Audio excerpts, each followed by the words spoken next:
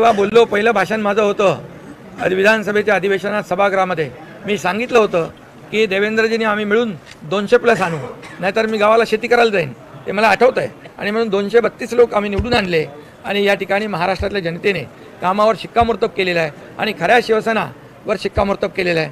त्यामुळे आपल्याला माहीत आहे की गेले 2.5 वर्ष आपण जे काम केलं, विकासाचे प्रकल्प केले, लोककल्याणकारी योजना केल्या, त्यामुळे एवढी मोठी लँडस्लाईड विक्ट्री आणि मॅन्डेट लोकांनी दिलेलं आहे. आणि म्हणूनच आता हा प्रश्न संपलेला आहे.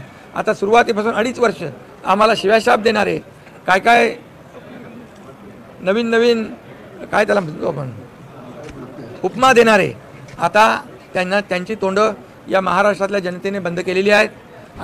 लाडकी बहीण योजना जेव्हा सुरू करत होतो तेव्हाही टीका केली, पैसे मिळणार नाहीत, फक्त हे चुनावी जुमला आहे. अरे 5 इन्स्टॉलमेंट दिले, 6वा इन्स्टॉलमेंट पण आमचा दिला. आता याच्यामध्ये कोर्टात गेले बंद पाडण्यासाठी, कोर्टाने त्यांना फटकारलं, बरोबर. आता सुरुवातीपासून विरोध करतायत. आणि म्हणून मी सांगितलं होतं माझ्या लाडक्या बहिणींना, या सावत्र आणि दुष्ट भावांना त्यांची जागा दाखवा. आणि त्यांची जागा त्यांना दाखवली, ते विरोधक चारी मुंड्याचीच झाले.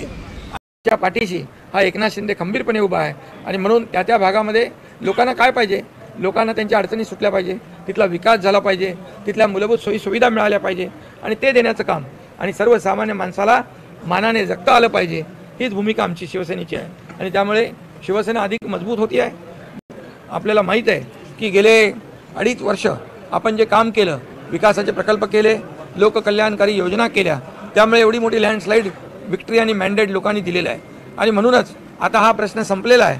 आता सुरुवातीपासून 2.5 वर्ष आम्हाला शिव्याशाप देणारे काय नवीन काय त्याला म्हणतो आपण उपमा देणारे आता त्यांची तोंडं या महाराष्ट्रातल्या जनतेने बंद केलेली आहेत.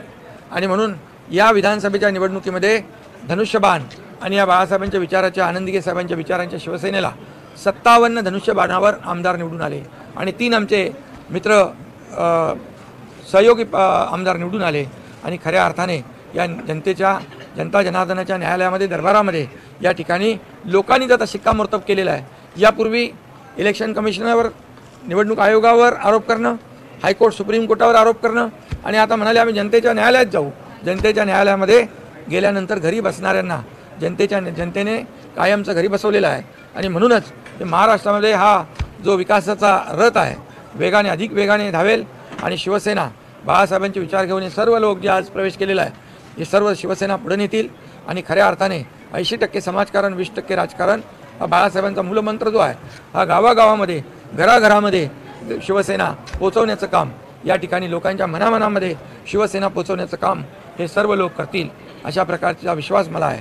आणि म्हणून मी त्यांनाही विश्वास देऊ इच्छितो की एकनाथ शिंदे तुमच्या पाठीशी आहे, अख्खी शिवसेना तुमच्या पाठीशी आहे.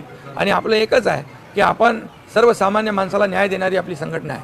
सर्वसामान्यवर होणारा अन्याय त्याला वाचा फोडणारी शिवसेना आहे. आणि म्हणून या सर्वांना मी पुन्हा एकदा शुभेच्छा देतो आणि त्यांचं अभिनंदन करतो.